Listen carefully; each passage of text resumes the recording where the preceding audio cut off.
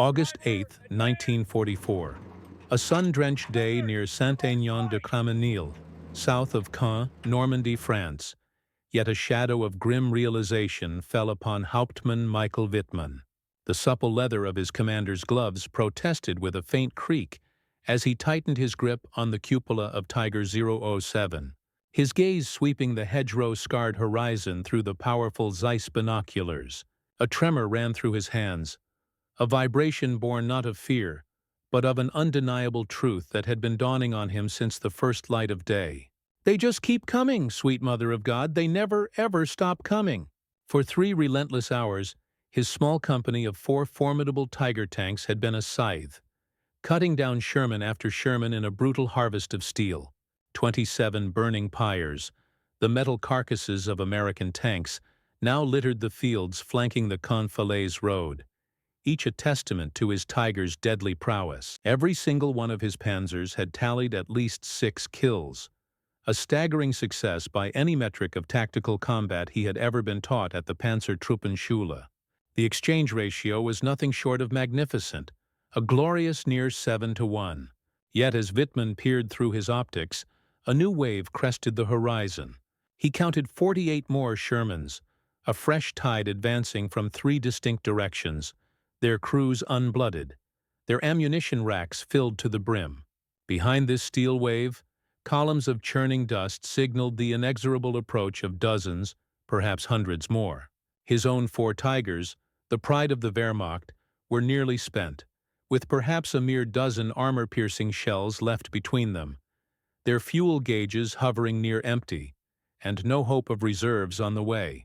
The cold, hard mathematics of annihilation were being scribbled across the Norman fields, not in the ink of individual tank duels, but in the unassailable logic of production statistics that rendered tactical brilliance utterly and tragically irrelevant. What Michael Wittmann was witnessing, what every German panzer commander would soon witness across every desperate front, was not a battle in the traditional sense, but a stark, brutal demonstration of industrial arithmetic, an equation destined to crush the Wehrmacht beneath a sheer, overwhelming mass of steel. Within a handful of fleeting minutes, the legendary Michael Wittmann would be silenced forever, his celebrated Tiger torn asunder by a shell from either a Sherman Firefly of the 1st Northamptonshire Yeomanry or the guns of Canadian forces, a detail historians still debate. But his final, desperate radio transmission, logged at 12:47 hours, would echo the despair of every German tanker who stared into the face of American industrial might. Munition ausgeschöpft, Gegner unbegrenzt, Ammunition exhausted, enemy unlimited. The saga of German tank superiority, a myth forged in steel and propaganda, had its genesis on May 26, 1941, within the Alpine sanctuary of the Berghof, Hitler's mountain retreat. It was there that Ferdinand Porsche and the firm of Henschel and Sohn presented their competing prototypes for the machine that would become the Tiger. Hitler, utterly mesmerized by the colossal 88mm cannon and the seemingly impenetrable armor that no Allied tank could hope to pierce, gave the immediate, fervent order for production. "This tank," he declared with unwavering conviction to his assembled generals, "will be worth an entire battalion of ordinary tanks. A single Tiger will obliterate a dozen enemy vehicles without fail." The Führerbefehl, the Führer's order, that followed this proclamation set the fatal tone for Germany's grand miscalculation. Quality, he insisted, would inevitably triumph over quantity. Each Tiger was to be a masterpiece of Teutonic engineering, a handcrafted titan built by skilled artisans, an invincible force upon the field of battle. The Americans, Hitler confidently assured his staff, could never hope to match German engineering excellence. Their tanks, in the sneering words of propaganda minister Goebbels, would be nothing more than Detroit tin cans on tracks. The very first Tiger, a behemoth of steel and ambition, rolled off the production line at Henschel's Castle factory on August 4, 1942, a monument to meticulous creation. Its completion had consumed a staggering 300,000 man-hours of labor. Inside its hull, workers had painstakingly installed 26,000 individual parts, each fitted with precision. Master craftsmen had hand-fitted the complex transmission, a process demanding days of patient work. Skilled welders had spent week upon week laying down flawless seams on the thick armor plates. The interleaved road wheel system alone, a marvel of engineering designed to distribute the tank's immense 57-ton weight, required a level of precision assembly that only the most experienced hands could achieve. Oberst Wolfgang Thomall, observing the first Tiger's grueling trials at Kummersdorf, penned a report glowing with national pride. This machine represents the absolute pinnacle of German engineering. No enemy can possibly stand against it. If we can produce 100 per month, the war is won. Germany would never, in any single month, produce 100 Tigers. The highest monthly output, a peak achieved in April 1944 after 2 long years of optimization, was a mere 104 tanks. By that same point in time, American factories were churning out 2,000 Sherman tanks every single month. The story of American tank production, in stark contrast, began not with grandiose military planning but with a simple telephone call. On May 28, 1940, William S. Knudsen, the former president of General Motors, received a call from President Franklin D. Roosevelt. "Bill," the president's voice crackled over the line, "I want you to come to Washington. We need to build 50,000 planes and 50,000 tanks a year." Knudsen's reply would come to define the entire American production philosophy, a mantra of pragmatism over perfection. "Mr. President," he stated plainly, "we can't build the best planes and tanks, but we can build the most planes and tanks, and we can build them so that any kid from Iowa can fix them with a wrench and a screwdriver." The M4 Sherman tank was the steel embodiment of this philosophy. During a design meeting at the Aberdeen Proving Ground on August 31, 1940, the Army Ordnance Department presented a set of requirements that horrified traditional military engineers, but brought smiles to the faces of Detroit's production experts. The tank had to be simple enough for inexperienced workers to assemble, with parts that were interchangeable between all variants. Its engines needed to run on multiple types of fuel. The armor plates had to be welded rather than precisely fitted, and the tracks needed to be replaceable by the crew under field conditions. Crucially, the turret ring had to be wide enough to accept future, more powerful guns. Major General Gladian M. Barnes, the head of Army Ordnance, laid out the mission to the assembled contractors. "I don't want a perfect tank. I want a good enough tank that we can build 1,000 of them for every 100 the Germans build. Make it reliable, make it fixable, and make it by the tens of thousands." The chasm between the German and American production philosophies was most evident on the factory floors themselves. At Henschel's Castle plant, 9,000 highly skilled workers toiled to bring each Tiger to life, the factory floor resembling a medieval guild workshop, scaled to an industrial size. Master craftsmen meticulously supervised their apprentices, and each tank was, in essence, a hand-built creation. Workers would even sign their names on the components they completed, taking deep personal pride in their craftsmanship. Unteroffizier Franz Lehrhardt, who worked at the Kassel plant before the war consumed him, later recalled the painstaking process. "We would spend 3 entire days just on the final drive assembly. Every single gear was checked with micrometers. Every weld was inspected not once, not twice, but 3 times. We painted the identification numbers on by hand. It wasn't mass production. It was art." Meanwhile, at Chrysler's Detroit Tank Arsenal, which officially opened on September 15, 1941, the reality was a world away. The factory itself sprawled over 1.25 million square feet, a single facility larger than all of Germany's tank factories combined. Instead of master craftsmen, the workforce was a vibrant tapestry of former automobile workers, housewives, teenagers, and anyone who could be taught to operate a riveting gun or a welding torch. Rose Will Monroe, the woman who would become the inspiration for the iconic Rosie the Riveter, worked on Sherman production at the Arsenal. She later described the whirlwind experience. "I'd never even seen a tank before I started building them. They gave us 2 days of training, then they put us right on the line. Everything was broken down into simple, repeatable steps. I'd weld one seam, The tank would move down the line, and someone else would weld the next one. We could finish an entire tank in just 4 hours. The Detroit tank arsenal achieved what German engineers had deemed impossible: the true assembly line production of tanks. By adapting the revolutionary techniques of automobile manufacturing, Chrysler's engineers broke the Sherman down into modular components. Sub-assemblies were built on parallel lines and then brought together for a swift, final assembly. The entire process, from raw steel entering the factory to a completed battle-ready tank rolling out, took a mere 48 hours.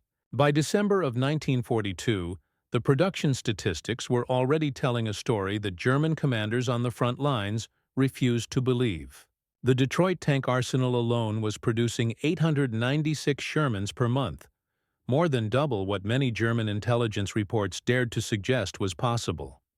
Across the vast expanse of America, a total of 11 factories were building Shermans: Chrysler's Detroit tank arsenal, 896 monthly; Fisher Body's Grand Blanc tank arsenal, 385 monthly; Lima Locomotive Works, 165 monthly; Pressed Steel Car Company, 320 monthly; Pacific Car and Foundry, 280 monthly; Federal Machine and Welder, 240 monthly; American Locomotive Company, 310 monthly; Baldwin Locomotive Works, 205 monthly; and Pullman Standard Car Company, 385 monthly, with Canadian contributions from Montreal Locomotive Works, 180 monthly, and Angus Shops, 145 monthly.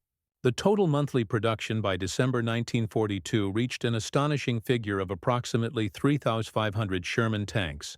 In that same period, German monthly Tiger production amounted to a paltry 34 tanks. The ratio was already a staggering 103-1. General Major Heinz Guderian, the Inspector General of Panzer Troops, received these figures through intelligence reports in January 1943, and the implications were terrifyingly clear. His diary entry for that day was chillingly succinct. "If these numbers are even half true, we have already lost the war." This immense production disparity created a cascade of secondary effects that relentlessly multiplied the American advantages. With thousands of Shermans readily available, American tank crews had the luxury of training on actual tanks. At Fort Knox, Kentucky, the Armored Force School maintained hundreds of Shermans dedicated solely to training purposes. Crews there spent a full 12 weeks immersing themselves in every aspect of their vehicle. They fired thousands of practice rounds in gunnery drills, drove for hundreds of miles across varied terrain, and performed maintenance until they could replace any component blindfolded. Private First Class Clarence Smoyer, who trained at Fort Knox in 1943, later recalled the grueling but effective regimen. "We beat the hell out of those training tanks, drove them till they broke, fixed them, and then drove them again. By the time we shipped out, I knew that tank better than my own family's farm tractor. I knew every sound it made, what every clank and groan meant, and every tool needed for every single job." In Germany, the story of Tiger tank training was one of scarcity and compromise. With total production barely exceeding 100 tanks per month at its absolute peak, dedicated training vehicles were virtually non-existent. The Panzertruppenschule at Putlos had exactly 4 Tigers for training purposes, 4 tanks to train the crews for every single Tiger unit in the entire Wehrmacht. Gefreiter Kurt Knispel, assigned to Schwerpanzerabteilung 503, described the stark reality of his training. "We had 3 days. 3 days in an actual Tiger. We spent most of our training time studying diagrams and sitting in wooden mock-ups. When we finally received our company's Tigers in Russia, half the crew had never even started a Maybach engine before." The disparity in complexity only compounded the problem. A Sherman tank was composed of roughly 15,000 parts and required about 50 different tools for field maintenance. A Tiger, by contrast, had 26,000 parts and demanded a specialized kit of 230 tools. American crews could be trained to a level of basic competence in just 4 weeks. German Tiger crews needed a minimum of 3 months to reach even a minimal level of proficiency, a luxury of time the beleaguered Wehrmacht simply did not have. D-Day, June 6, 1944, marked the beginning of the brutal mathematical demonstration that would systematically devastate Germany's armored forces. The Allies stormed the beaches of Normandy with 4,000 tanks, the vast majority of them Shermans, with another 8,000 waiting in England, ready for transport across the Channel. Against this steel tide, Germany had assembled its very best. Of the 1,347 Tigers produced in total since 1942, only about 430 were operational across all fronts combined. In Normandy itself, the Germans could muster a mere 102 Tigers to face the invasion. SS Oberscharführer Ernst Barkmann of Schwere SS Panzerabteilung 101 witnessed the grim reality on June 7th near Caen. "We destroyed 8 Shermans in the morning engagement. By the afternoon, 16 more had taken their place. We destroyed 6 of those. By evening, fresh companies just kept arriving. They came like ants. You could step on dozens, even hundreds, but thousands more were always right behind them." The replacement rate told the true story of the war. When America lost a Sherman, a brand new one arrived from the depots in England within 48 hours. The replacement system, brilliantly organized by Colonel Joseph M. Colby, maintained a massive reserve of 2,300 Shermans in British depots at all times. Damaged tanks were either repaired within hours by mobile workshops or simply abandoned in favor of new vehicles. When Germany lost a Tiger, however, its replacement took weeks, or more often months, if it came at all. Each Tiger required special heavy-duty railway cars for transport, and the journey from Germany to the Normandy front took 5 days under optimal conditions. Relentless Allied air attacks often extended this journey to weeks. Of the 45 Tigers dispatched to Normandy in June 1944, only a meager 17 arrived intact. The 13th of June 1944 provided the perfect microcosm for examining this brutal production war. Michael Wittmann's legendary action at Villers-Bocage has been celebrated as the zenith of German tank warfare. In a whirlwind of roughly 15 minutes, tanks under Wittmann's command destroyed 14 enemy tanks, 15 personnel carriers, and 2 anti-tank guns belonging to the British 7th Armored Division. Although historians still debate whether all these kills were Wittmann's personally or the collective achievement of his company, German propaganda seized upon the event, proclaiming it as undeniable proof of Aryan superiority and the Tiger's invincibility. What the propaganda broadcasts conveniently failed to report was the aftermath. Within a mere 72 hours, the British 7th Armored Division had received a complete replacement of all its lost vehicles from the depot stocks. Wittmann's Tiger Company, which lost 3 of its own Tigers in the subsequent fighting, would not receive any replacements for 6 long weeks. Lieutenant Colonel John Cloudsley Thompson of the 7th Armored later wrote with pragmatic insight, "Wittmann was brilliant, no doubt about it. But brilliance is an inexhaustible resource. Industrial production is not. He could destroy our tanks faster than we could brew a cup of tea, but we could replace our tanks faster than he could possibly reload." The production numbers alone only told part of the story. Behind each tank was a vast logistical tale. Each Sherman required a supply chain that delivered 150 gallons of fuel, replenished every 100 miles, 104 rounds of ammunition for its basic load, 30 gallons of oil and lubricants, and a constant flow of spare track blocks, road wheels, and filters, not to mention the food and supplies for its 5 crew members. American logistics, a marvel of organization, delivered all of this without fail. The Red Ball Express, a massive truck convoy system operating from August to November 1944, employed 6,000 trucks running continuously from the Normandy beaches to the ever-advancing front lines. On a single day, August 29, 1944, the Red Ball Express delivered an incredible 12,242 tons of supplies, including 800,000 gallons of fuel and 3,000 tons of ammunition, enough to sustain 28 divisions. Each Tiger, in contrast, required 650 gallons of fuel, replenished every 60 miles, 92 rounds of ammunition for its basic load, 100 gallons of oil and lubricants, and highly specialized spare parts manufactured only in Germany, as well as premium fuel that became increasingly scarce as the war dragged on. German logistics crumbled under this immense weight. A single Tiger battalion moving 100 miles required 40,000 gallons of fuel, an amount greater than most German depots contained at any given time. The specialized Maybach HL-230 P45 engine demanded high-octane gasoline that Germany's synthetic fuel plants could barely produce. By late 1944, Tiger units were often immobilized not by enemy action, but by the simple, stark reality of empty fuel tanks. Hauptmann Wolfgang Schlick of Schwere Panzerabteilung 506 reported the desperate situation in August 1944.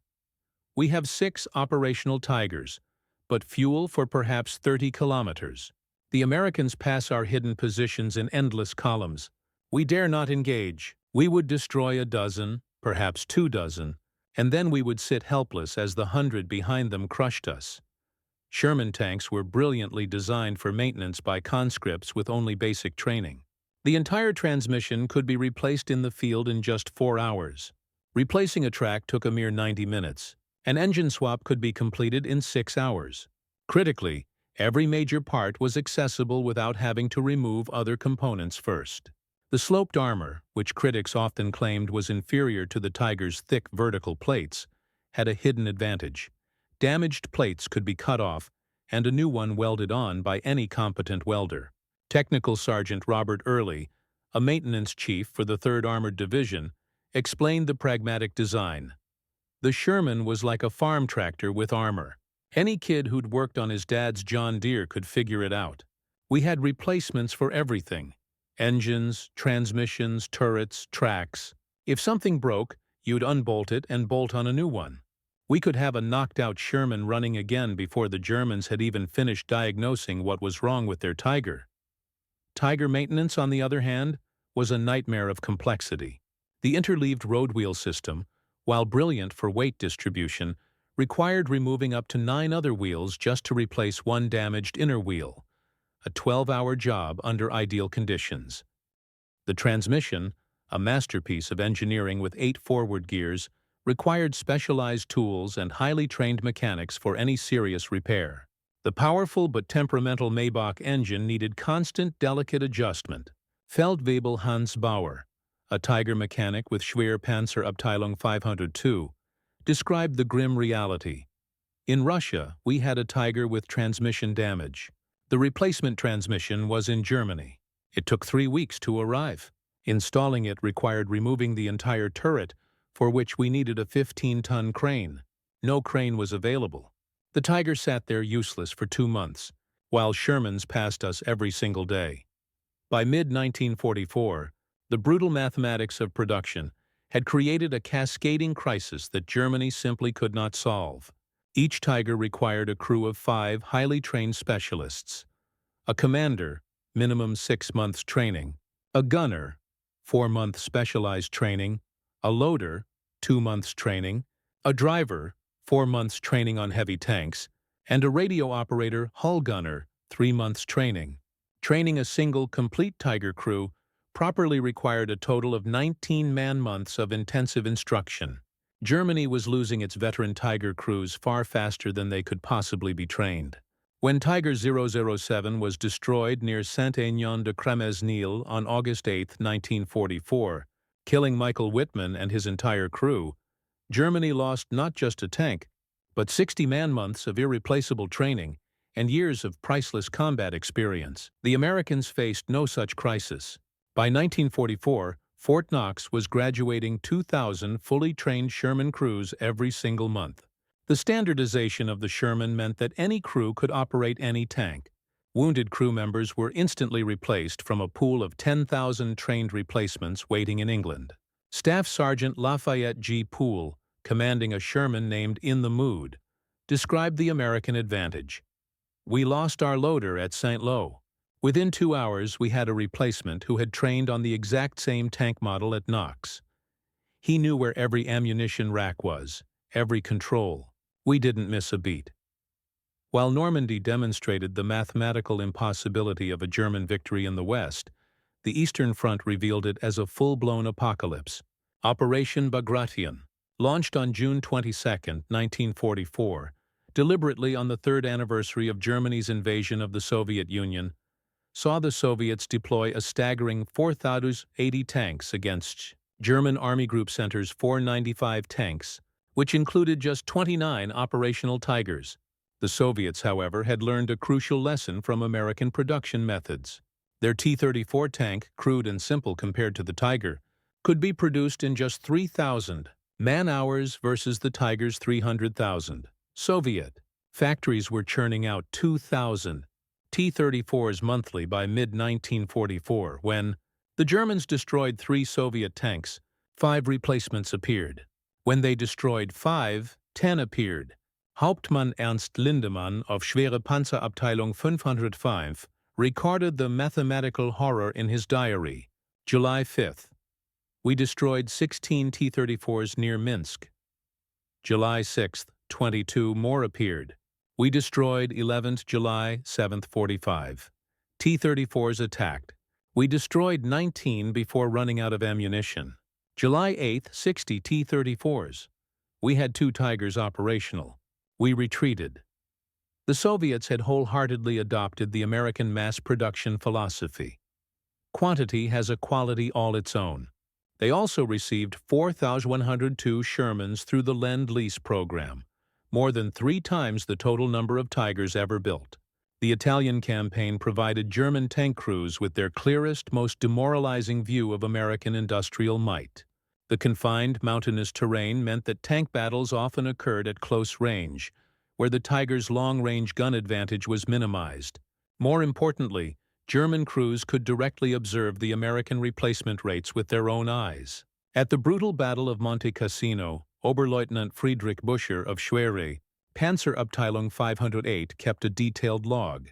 February 15th. Destroyed 4 Shermans near Route 6. February 16th. 8 new Shermans in the same position. Destroyed 3. February 17th. 12 Shermans attacking. February 18th. Count 22 Shermans. We have 4 Tigers operational, 12 rounds per tank remaining. The psychological impact of this relentless wave was devastating. Gefreiter Helmut Wagner wrote to his wife, "We are Sisyphus pushing the boulder. Every Sherman we destroy is replaced by 2. Every 2 we kill, 4 take their place. We kill tanks like a farmer harvesting wheat, but the field grows back overnight." American tank recovery units added another layer to German despair. The 16th Armored Recovery Battalion could retrieve and repair damaged Shermans faster than the Germans could even confirm their destruction. Captain Thomas Roberts of the 16th described their incredible efficiency. "We'd hook up to a Sherman that had caught fire in the morning, have it back to the depot by noon, repaired by evening, and back in action the next morning. The Germans would mark it as a kill, then face the exact same tank 3 days later." These production statistics became deeply human stories on the factory floors across America. At the Detroit Tank Arsenal, the workers knew exactly what their tireless production meant for the war effort. Above the main assembly line hung a massive banner that read, "Every tank we build is a life saved." Mary Carrick, a Polish immigrant working at the Detroit Arsenal, embodied this spirit of American production determination. "My brother was in Italy with the 1st Armored," she recalled. "Every Sherman I welded might be the one that brought him home. We worked 16-hour shifts during the Sicily invasion. Nobody complained. The line never stopped." The factory operated 3 shifts, 24 hours a day, 365 days a year. On Christmas Day 1943, voluntary overtime reached a staggering 95%. Workers who called in sick often received visits from their colleagues, checking to see if they needed help. Absenteeism ran below 2%, a stark contrast to the 15% rate in German factories by late 1944. German factories, meanwhile, faced a vastly different and increasingly desperate reality. Allied bombing disrupted production constantly. The Henschel factory in Kassel was hit 39 times between October 1943 and March 1945. Each raid halted Tiger production for days, sometimes weeks. Skilled workers were continually drafted to replace catastrophic combat losses on the fronts. By late 1944, slave labor comprised 40% of the workforce, requiring constant guards and drastically reducing efficiency. Friedrich Müller, a German factory inspector, reported in November 1944. The Castle factory produced 8 Tigers this month. 8. The Americans produced that many in 4 hours. We use slave labor that actively sabotages production. They use free workers racing to build more. We cannot win this arithmetic. Sherman tanks ran on regular gasoline. Any octane from 70 to 85 worked just fine. Their radial aircraft engine was forgiving, incredibly reliable, and could burn almost anything flammable in an emergency. America's fuel supply was, for all practical purposes, unlimited.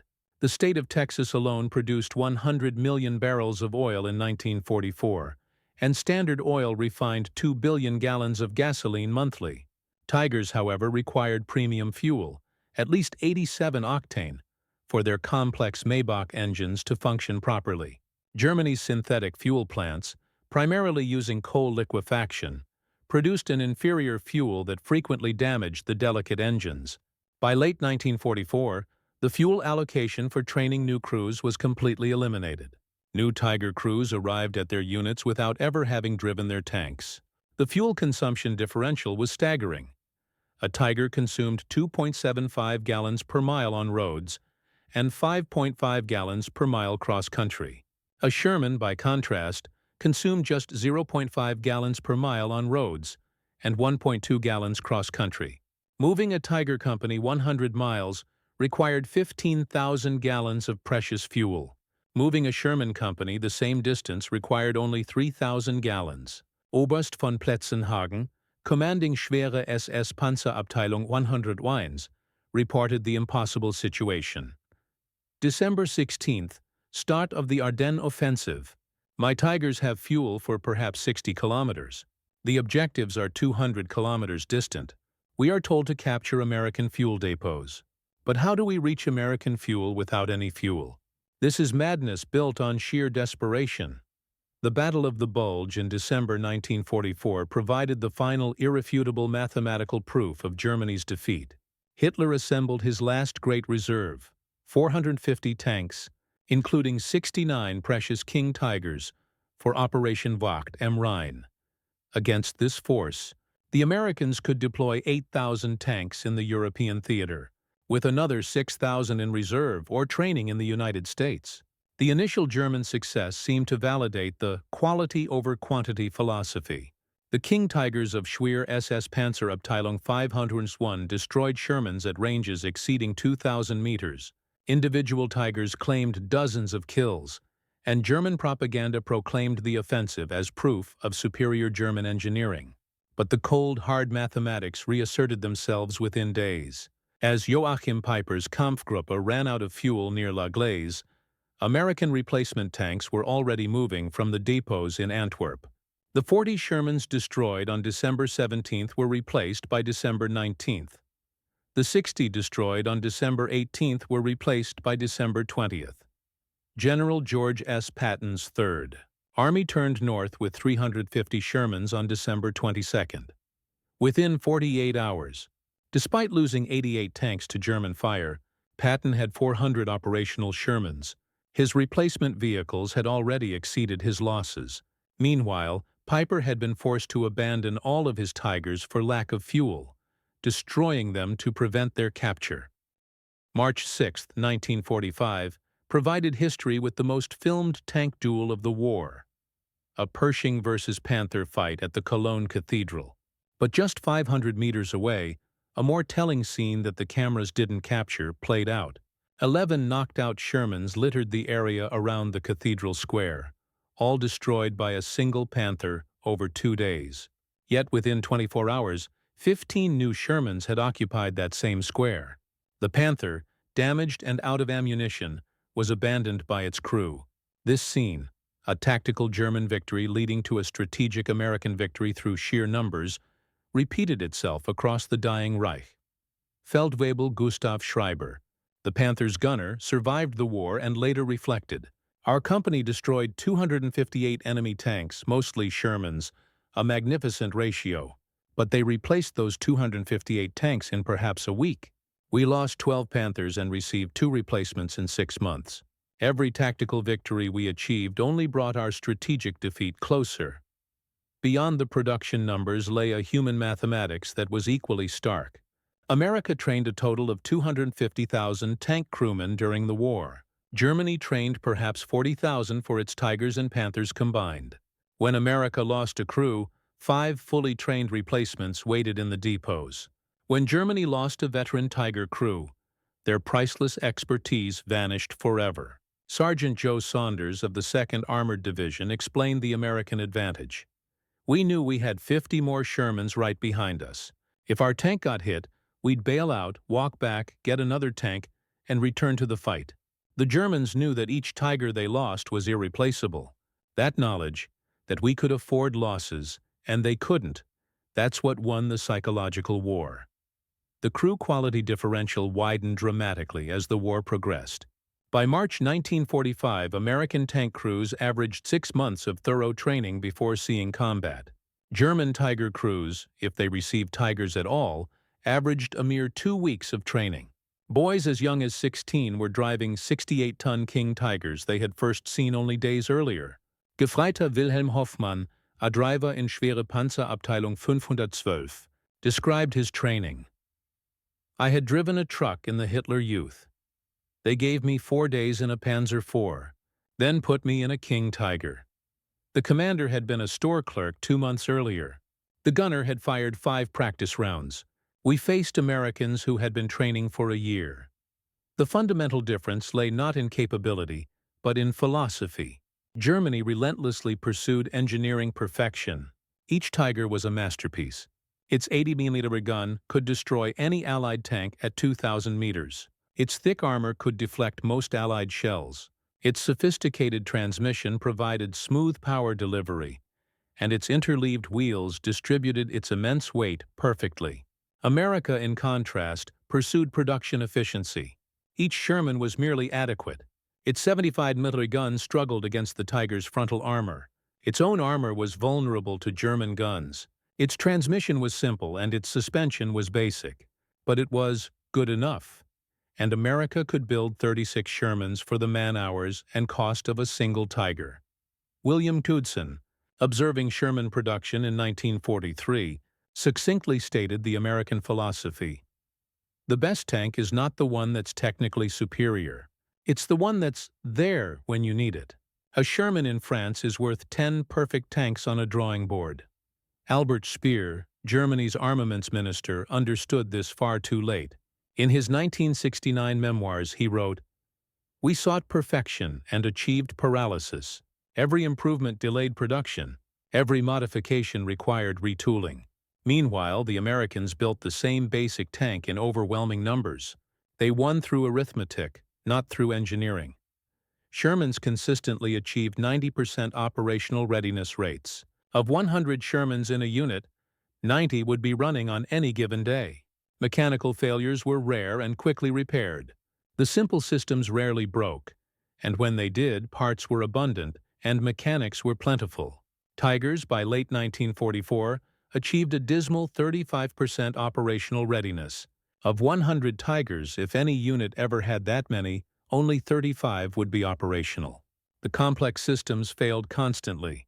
The sophisticated transmission lasted only 500 miles before requiring major maintenance. The interleaved wheels collected mud that would freeze solid in the Russian winters, immobilizing the tank until it could be painstakingly chipped free. Major Hans Kruger, a maintenance officer for Schwere Panzerabteilung 503, documented the crisis. January 1945. Of 45 Tigers on strength, 11 are operational.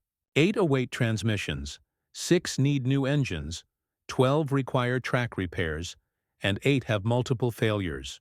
We cannibalized 3 Tigers just to keep one running. The Americans simply abandoned their damaged Shermans and get new ones. By early 1945, American production had achieved something beyond mere numbers. It had created strategic freedom. Commanders could plan operations knowing that any losses would be replaced immediately. They could trade tanks for objectives, using Shermans as expendable assets. As General Omar Bradley explained, "We knew we'd lose 4 Shermans for every Tiger we killed. We also knew we had 10 Shermans for every Tiger. The mathematics were simple. We could afford the exchange. They couldn't. German commanders, in stark contrast, faced strategic paralysis. Every Tiger lost diminished their future capabilities. Every operation required a painful calculation of whether the objectives justified such irreplaceable losses. By March 1945, standing orders prohibited Tiger units from engaging the enemy unless it was absolutely necessary. General Major Wolfgang Lang, commanding the remnants of a panzer division, captured the German dilemma. I had 8 Tigers and 900 Shermans in my sector. If I revealed my Tigers' positions, artillery and aircraft would destroy them. If I didn't use them, the Shermans would simply overrun us. We were reduced to watching our own destruction through our periscopes. When Germany surrendered on May 8, 1945, the production tallies told the complete and brutal story. German production. Tiger Sup Mace 1347. Produced from August 1942 to August 1944. Tiger II, King Tiger, 489 to 492. Produced from January 1944 to March 1945. Total Tigers, approximately 10839. American production, M4. Sherman, all variants, 49,234. Produced from February 1942 to July 1945. An additional 2,000 plus Shermans were produced by British and Canadian factories. Total Allied Shermans, over 51,000. The ratio was 27.7 Shermans for every single Tiger. But production was only part of the equation. The operational reality in May 1945 was even more stark. Tigers operational with the Wehrmacht, fewer than 20. Shermans operational worldwide, approximately 35,000. Trained German Tiger crews available, fewer than 200. Trained American Sherman crews available, over 40,000. In 1975, a reunion at Fort Knox brought together American and German tank veterans. Their conversations revealed just how deeply the production mathematics had affected both sides. Otto Carius, Germany's second-highest scoring tank ace with over 150 kills, spoke with startling candor. "We were fighting mathematics, not Americans. I could destroy 10 Shermans and 20 more would appear. It was not combat. It was arithmetic. We were like calculators trying to defeat an avalanche with individual excellence." Staff Sergeant Clyde Brunson, who commanded Shermans in 3 different armored divisions after having 2 shot out from under him, responded, "Otto's right. We knew most of us weren't tank aces. We didn't need to be. We needed to be adequate and numerous. Wars aren't won by heroes. They're won by production lines." The most poignant moment came when former Oberst Hans von Luck asked the American veterans, "Did you know? Did you know that your numbers would overwhelm us, regardless of our skill?" Sergeant Ray Hopkins answered simply, "We knew. Every replacement depot we passed had hundreds of new Shermans lined up. Every letter from home mentioned the factories running 3 shifts. We knew you were fighting the entire American industrial machine. We almost felt sorry for you." American mass production created ripple effects that went far beyond simple numbers. With thousands of surplus Shermans, America could afford to experiment. Specialized variants appeared monthly. The Sherman Firefly with its powerful British 17-pounder gun, the Sherman Jumbo with extra armor, the Sherman Calliope with its rocket launcher, the Sherman Crab with its mine flail, the amphibious Sherman DD, the Sherman Dozer with its bulldozer blade, and the terrifying Sherman Crocodile flamethrower. Germany could barely produce standard Tigers, let alone specialized variants. Each experimental modification meant fewer combat tanks. The Sturmtiger, a project to convert Tigers into heavy assault guns, produced exactly 18 vehicles, a fatal diversion of precious resources. The parts supply chain demonstrated the disparity in stark relief. American depots stocked 50,000 different Sherman parts. Any component could be delivered to any unit on the front line within 72 hours. German Tiger units often waited months for specific parts, frequently cannibalizing operational tanks just to keep others running. Technical Sergeant Mike Kozlowski, who ran a forward depot in Belgium, described the American abundance. "We had warehouses full of everything: engines, transmissions, guns, tracks. A unit called for parts, we loaded a truck and sent it. I personally threw away more spare parts for lack of storage space than most German units ever received in total.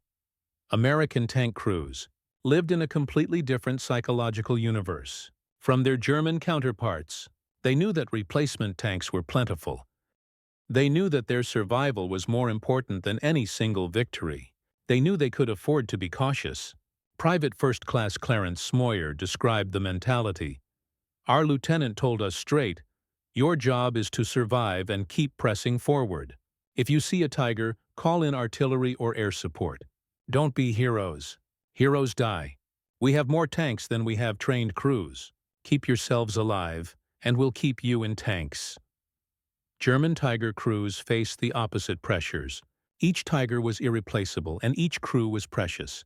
Yet, they were expected to fight against impossible odds, achieving kill ratios that the cold mathematics of war made utterly meaningless. Feldwebel Karl Breuer, Gunner in Schwere Panzerabteilung 502, described the unbearable psychological burden. We knew we had to kill 10, 20, even 30 enemy tanks just to justify our Tiger's existence.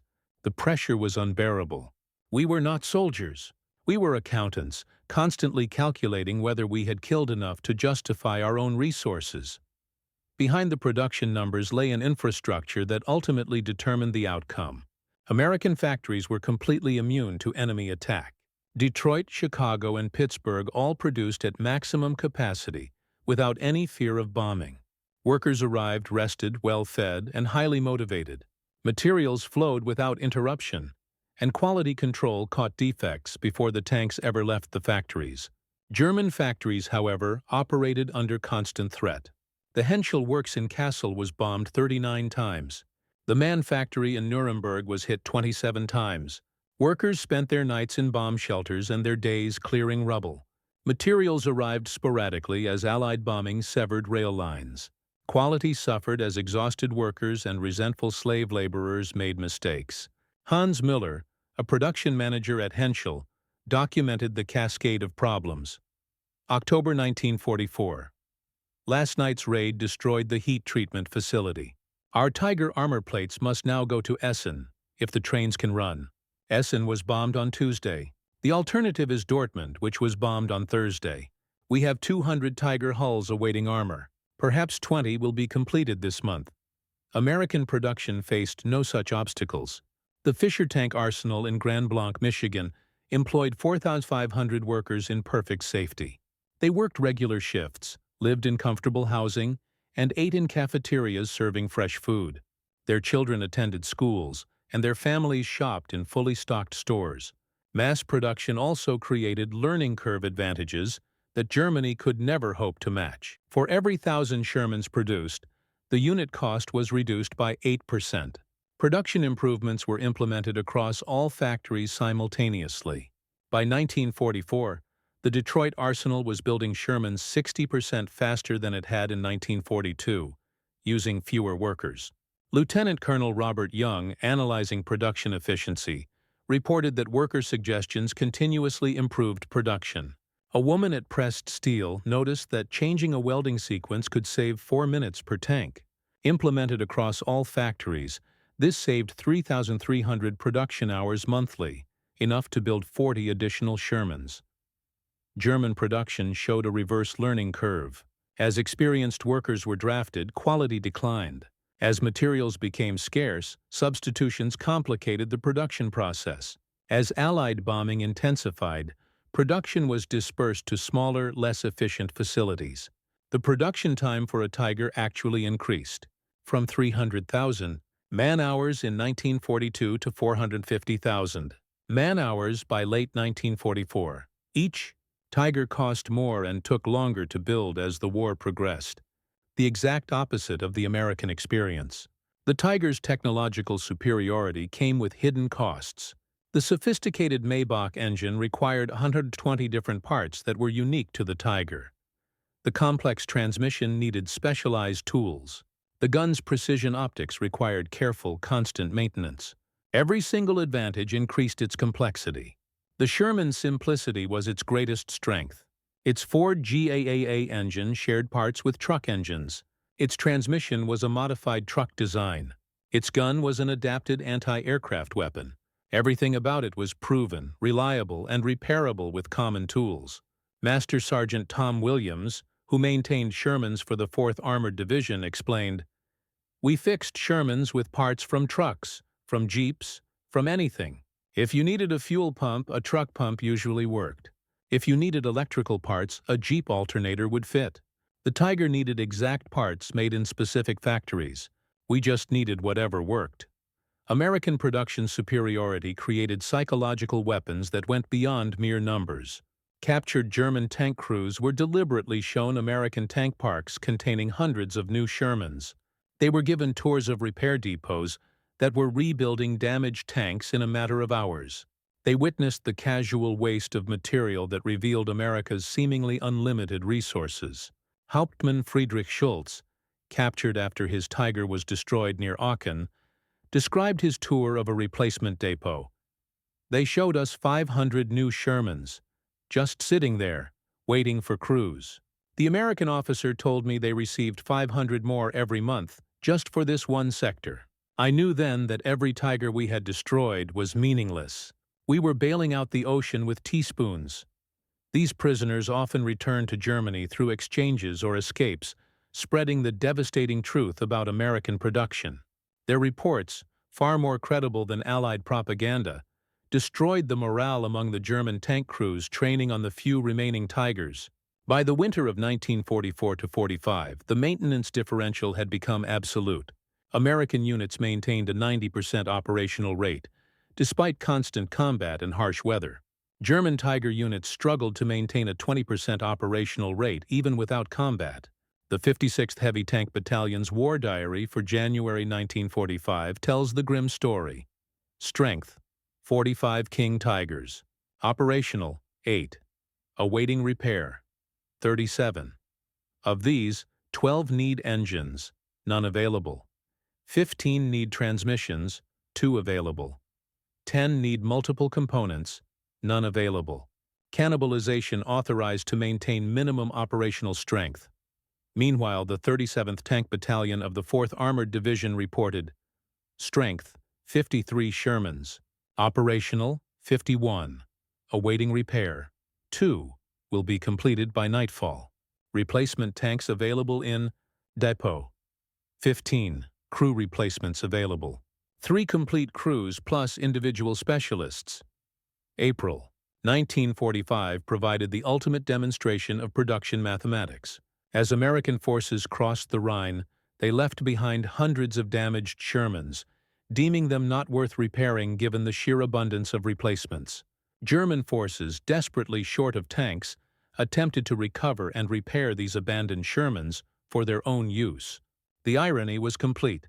The Wehrmacht, which had started the war convinced of its technological superiority, was reduced to scavenging the enemy tanks it had once derided as inferior. Tigers, too complex to maintain without Germany's industrial infrastructure, were abandoned for lack of fuel or for minor repairs. Shermans, simple and robust, were pressed into German service. Oberst Wilhelm Müller, commanding an improvised battle group defending Nuremberg, reported the final humiliation. "My command consists of 3 Tigers, 1 operational, 8 captured and repaired Shermans, 12 assault guns and various wheeled vehicles. The American tanks are easier to maintain than our own. We are fighting American tanks with American tanks."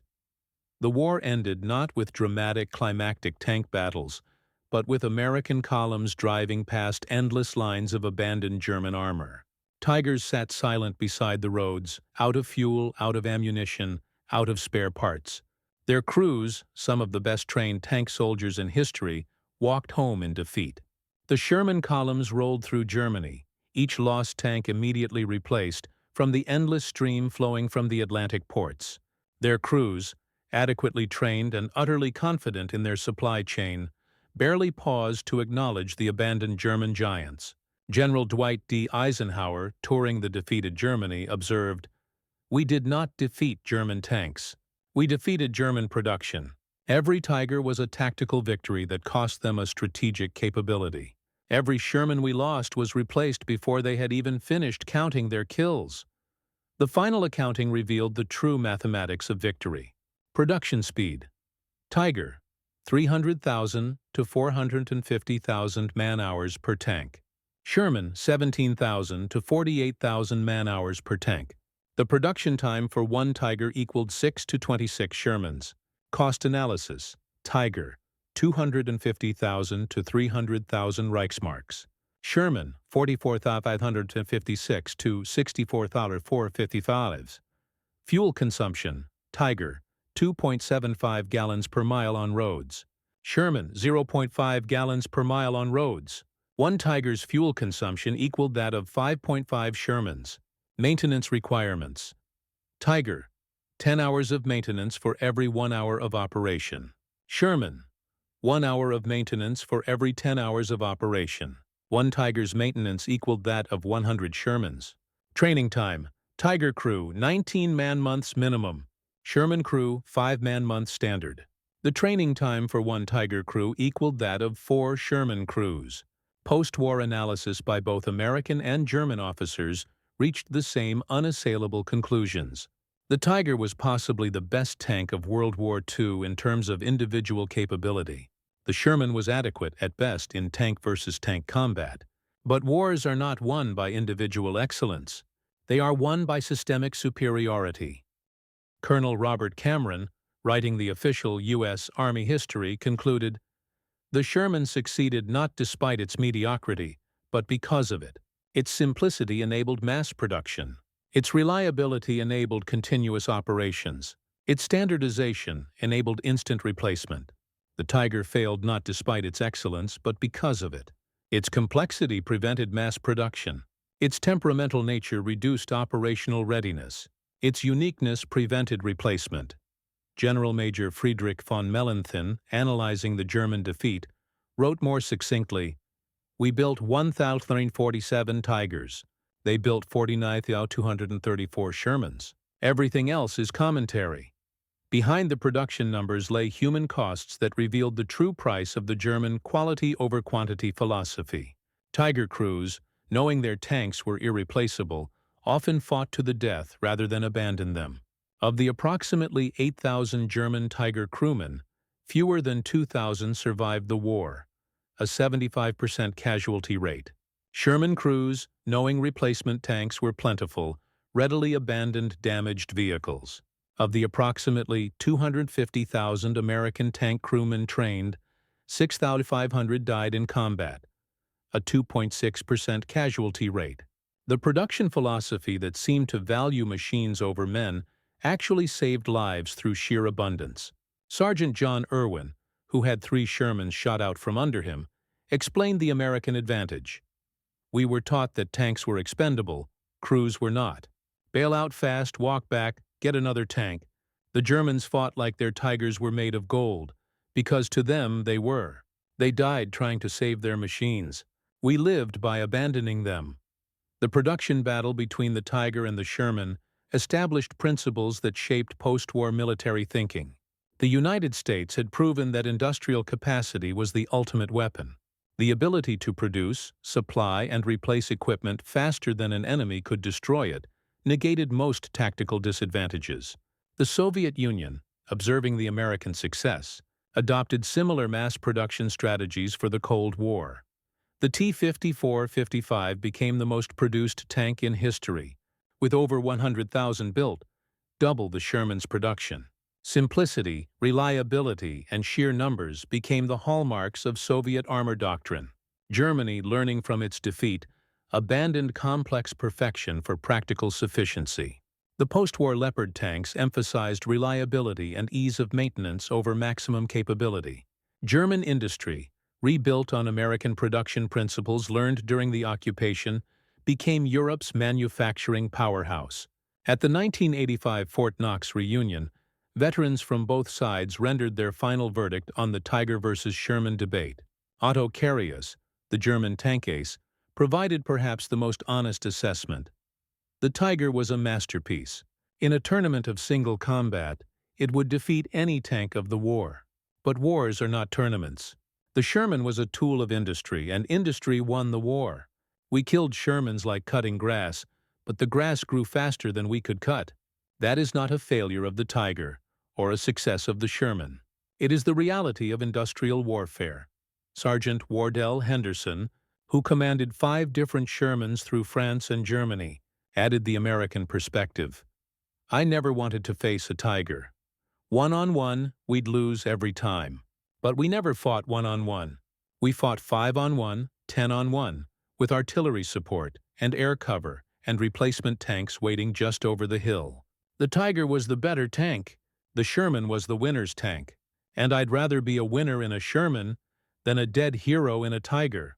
Today, restored Tigers command millions at auction. Only 7 running examples exist worldwide. Restored Shermans sell for tens of thousands, and hundreds still run on every continent. Even in preservation, the production differential persists. At the Patton Museum at Fort Knox, a Tiger Eye sits beside an M4A3 Sherman. The placard reads, Tiger Eye, one of 1,347 produced. This tank destroyed an estimated 40 Allied vehicles. Sherman M4A3, one of 49,134 produced. Tanks of this type liberated Europe. The mathematics of victory could not be more clearly stated. In 1989, Friedrich Schultz, the former Tiger commander, returned to Normandy for the 45th anniversary of D-Day. Standing in the American cemetery above Omaha Beach, he spoke to a group of assembled veterans. We came with the world's best tanks, convinced of our superiority. You came with good enough tanks and overwhelming numbers. We fought with excellence. You fought with arithmetic. And in war, arithmetic always wins. We built 1,347 Tigers. You built 49,234 Shermans. Those numbers are not statistics. They are the difference between dictatorship and democracy, between scarcity and abundance, between defeat and victory. The crowd of American, British, Canadian, and German veterans stood in silence. The mathematics of war had been reduced to its essential truth. Germany built the best tank of World War II, but America built the most. In the cold arithmetic of industrial warfare, most beats best every single time. The German Tiger was a masterpiece of engineering, a testament to technical excellence, a symbol of quality over quantity. It was also a strategic disaster, a resource sink, and ultimately a monument to the fallacy that tactical superiority can overcome industrial inferiority. The American Sherman was a compromise, a good enough solution, a triumph of procurement over perfection. It was also a war winner, a strategic masterpiece, and ultimately a monument to the power of industrial democracy. Germany built 1,347 Tiger tanks, each one a mechanical marvel that could dominate any battlefield where it appeared. America rolled out 49,234 Shermans and buried the Third Reich beneath an avalanche of adequate tanks with well-supplied crews. The numbers tell the entire story. Everything else, as von Mellenthin wrote, is indeed just commentary. In the end, the Tiger versus Sherman debate was never about tanks at all. It was about production philosophy, industrial capacity, and the mathematics of modern war. Germany lost the war in the factories of Detroit long before they lost it on the battlefields of Europe. They were defeated not by better tanks, but by more tanks, not by superior quality, but by overwhelming quantity, not by tactical excellence, but by strategic arithmetic. The Tiger remains a symbol of German engineering excellence. The Sherman remains a symbol of American production power. But the 49,234 to 1,347 ratio remains the only number that ever truly mattered. The mathematical proof that in industrial warfare, the assembly line defeats the craftsman's bench every single time.